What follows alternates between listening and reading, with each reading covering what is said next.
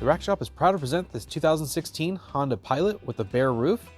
Click the link in the description or look at the description below for the complete year range. But this is the model equipped with a bare roof and not the flush rail.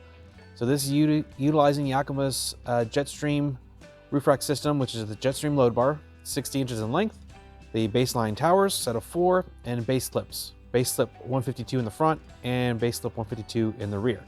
So you see it rests on the roof, clamps into the door frame. This is just kind of a quick walk around. Sorry for the shakiness. This rack system can hold up to 165 pounds evenly distributed. Crossbar spacing of 32 inches front to center to center. So a great option for models without the factory flush rail, easy to install and easy to remove if you don't need it. So that's about it for this particular fit. Again, just a quick look. So click the link in the description for more details or easy ordering. And thanks for watching.